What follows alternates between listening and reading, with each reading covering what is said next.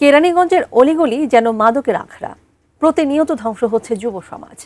মাদকের এই অভিশাপ থেকে মুক্তি চান জনসাধারণ। উপজেলা প্রশাসন ও আইনশৃঙ্খলা বাহিনী প্রতিনিয়ত অভিযান চালালেও গোপনে সক্রিয় তারা। কেরানীগঞ্জ থেকে শাহিন গাজীর তথ্য, ছবিতে ডেস্ক রিপোর্ট।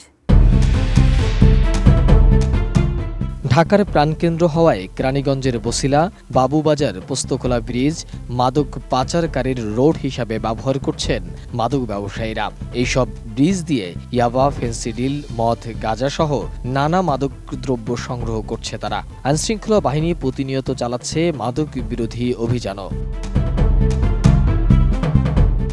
স্থানীয় এলাকাবাসীরা বলছেন, দক্ষিণ কেরানীগঞ্জের নতুন বাক্তারচর, ঝিলমিল প্রজেক্ট সহ মডেল থানার শহীদনগর মাঠ, মনু ব্যাপারীর ঢাল, বাঁশপট্টির নদীর পার, মাদারীপুর, বরিশুর, জিঞ্জিরা একাধিক স্পটে অবাধে চলছে মাদক সেবন ও বিক্রয়। এই মাদকের অভিশাপ থেকে মুক্তি চান তারা। বিক্রয় বা খাওয়া যেগুলো হইতাছে, এগুলো আমরা মাদক মুক্ত চাই।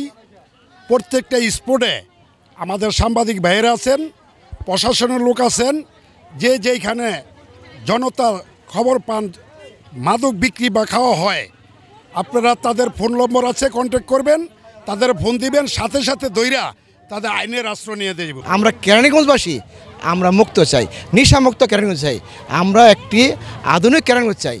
আজকে মাদক আমাদের এখন অভিশাপ হয়ে দাঁড়াচ্ছে। আমাদের স্কুলের বাচ্চারা স্কুল যেতে পারে না, স্কুলের ভিতরেও মাদক খায়, রাত্রে জুয়া খেলে, তারপরে আপনার এই যে কলগার মহিলাদেরকে নিয়ে আসা হয়। বিশ্বমানের থার্মিক্স রড, সালাম স্টিল থার্মিক্স, দেশের একমাত্র থার্মিক্স রড। দক্ষিণ কেরানীগঞ্জের বিভিন্ন এলাকায় অভিযান চালিয়ে উপজেলার নির্বাহী অফিসার রিনাত ফৌজিয়া কঠোর ব্যবস্থা নেওয়ার আশ্বাস দেন। পরিদর্শনে এসে একটা ঘর সন্দেহ হওয়ার পর ওটার ভিতরে ঢুকে আমরা দেখতে পাই যে ওখানে গাঁজার আসর বসেছে এবং ওখানে নেশাগ্রস্ত অবস্থায় প্রায় 4 জন পুরুষ এবং 1 জন মহিলা আছে। 1 জন মহিলা আর 4 জন হচ্ছে পুরুষ। 4 জনের মধ্যে 1 জনকে 6 মাসের জেল, আর 3 জনকে 3 মাসের করে জেল, আর মহিলাকে 1 বছরের জেল। অন্যদিকে ঝিলমিল প্রজেক্টে মাদক সেবনকারী ও ব্যবসায়ীদের আখড়ায় পরিণত হয়েছে, চিহ্নিত করে গ্রেপ্তার করা হবে বলে জানিয়েছে কেরানীগঞ্জ থানা পুলিশ। 4 স্কয়ার কিলোমিটার এলাকার যাবৎ পুরোটাই ফাঁকা এবং ওইটা একটা গহীন অরণ্যের মতো ভিতরে।